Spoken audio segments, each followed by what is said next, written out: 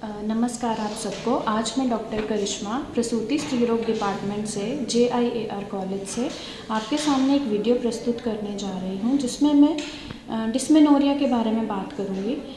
Dysmenorrhoea को समझने के लिए अगर नॉर्मली समझना है इसको, तो अगर मैं दो पार्ट्स में इसको डिवाइड करूँ, जैसे डिस मतलब डिफ़िकल्ट या फिर मुश्किल। मेंस्ट्रुएशन मीन्स जो एक लेडी हर महीने जो माहवारी, जिसको हम नॉर्मल लैंग्वेज में बोल सकते हैं, या फिर रक्तस्राव जो उसको हर महीने हर साइकिल होता है, उसको हम मेंस्ट्रुएशन बोलते हैं। तो जो भी महामारी के समय उसे जो तकलीफ़ होती है या फिर जो उसे डिस्कम्फर्ट रहता है, जो उसे परेशानी होती है, या उसके साथ कोई कंप्लेंट जैसे कोई उल्टियाँ आना या सर दर्द होना या कुछ भी ऐसा रहता है, तो उसे हम ये सब डिस्मेनोरिया में आ जाता है। ठीक है। अब अगर मैं बात करूं डिस्मेनोरिया कैसे होता है, तो उसके बहुत से कारण होंगे। तो नॉर्मली अगर बोलूं तो जैसे जो यूटेरस है हमारे, ठीक है, तो उसमें अगर कोई या फिर कोई रुकावट है, या फिर जैसे वो रक्तस्राव हो रहा है, तो उसमें उसकी रिदम मतलब उसकी पेन, उसको जब फ्लो होने में कोई तकलीफ़ है, तो उसके कारण जो है ये पेन हो सकती है।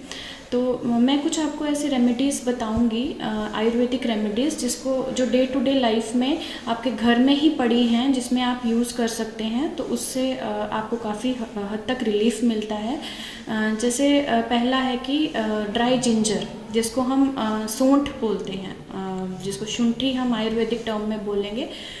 वो कुछ 1-2 चम्मच लेके उसे आपने 1 या 2 टेबलस्पून घी में पकाना है, थोड़ा सा लाइट ब्राउन करके उसको आपने नॉर्मल एक उसमें गुड़ डालिए। ठीक है, तो उसे बना के आप ल्यूकवार्म वाटर या फिर एक गर्म दूध के गिलास के साथ उसे सुबह शाम लीजिए।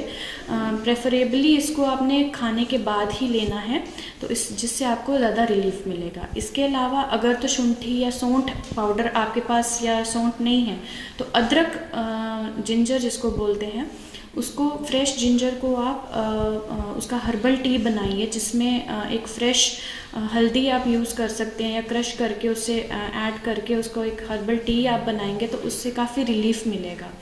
इसके अलावा दूसरा ब्लैक सीसम सीड्स, जिसमें कृष्ण तिल जिसको बोलते हैं आयुर्वेद लैंग्वेज में, और नॉर्मल लैंग्वेज में अगर मैं बोलूँ तो काले तिल जो होते हैं, उसका क्वाथ बनाना है, मीन्स डिकॉक्शन बनाना है, जिसमें 2 ग्लास वाटर लेना है। उसमें आपने कृष्ण तिल या फिर काले जो तिल हैं उनको बॉईल करना है लिड कवर करके। ये ध्यान रखें कि लिड कवर करके ही उसे बॉईल कीजिए, और उसको जब चतुर्थांश शेष मतलब 1/4 जब चौथा भाग रह जाए उसमें, तो उसे आपने उसे पेशेंट को पिलाने को देना है, या अगर आप खुद फील करती हैं तो आप उसे लीजिए। तीसरा है घृत कुमारी, जिसको हम कॉमन लैंग्वेज में एलोवेरा बोलते हैं, या क्वार कंदल जिस आप नॉर्मली घर में जो यूज़ होती है लैंग्वेज। तो उसमें आपने क्या करना है, आपने देखी ही होगी एलोवेरा घर में उसके लीव्स होते हैं, जिसमें कांटे जैसे एलोवेरा होती है वो, तो उसका आपने स्किन उतार के उसका पल्प निकालना है। पल्प के साथ साथ एक येलोइश उसमें पार्ट होता है, जिसको हम सैप बोलते हैं, उसको एक्सट्रैक्ट करना है आपको। थोड़ा सा उसको इकट्ठा कीजिए, और उसको थोड़ा सा ब्राउनिश ब्लैक जो है उसको करके उसमें सिनेमन जिसको, और दालचीनी या फिर यही सौंठ पाउडर थोड़ा सा ऐड करके उसे सुबह शाम लेने के लिए लीजिए, या फिर दीजिए जो भी आपके आसपास पेन फील करती है गर्ल, तो उससे काफ़ी रिलीफ मिलेगा, और आप उसे ड्राई करके अपने पास स्टोर कर सकते हैं फॉर फर्दर यूज़।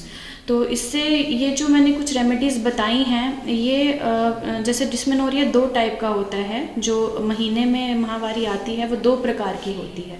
पहला तो हो गया प्राइमरी, मीन्स जो छोटी लड़कियों में पाई जाती हैं, जो ज़्यादा बड़ी नहीं हैं, और दूसरा होता है सेकेंडरी, जो कि 30 साल के बाद की औरतों में पाई जाती है, और जो 30 साल के बाद की औरतों में कोई कारण रहता है जिसके कारण ये डिस्मेनोरिया होता है, जैसे कोई फाइब्रॉइड है, या फिर कोई जो पेल्विस की कोई इन्फ्लामेशन है, तो ये सब कारण है जिसके कारण जो है डिस्मेनोरिया हो सकता है। तो जो मैंने आपको ये रेमेडीज़ बताई हैं, वो पहला मीन्स जो छोटी लड़कियां हैं जिनमें पेन हो रही है मेंसेस के टाइम पे या पीरियड्स के टाइम पे, तो उनके लिए तो 100% ये इफ़ेक्ट करेगी ही करेगी। दूसरे जो सेकेंडरी हैं, जो मतलब 30 इयर्स के बाद जो लेडीज़ हैं वो भी यूज़ कर सकते हैं, बट जैसे मैंने आपको बताया कि कोई पैथोलॉजी रहती है उनके पेन में, तो उसके भी साथ में उसको ट्रीट किया जाए तो रिजल्ट्स वुड बी बेटर।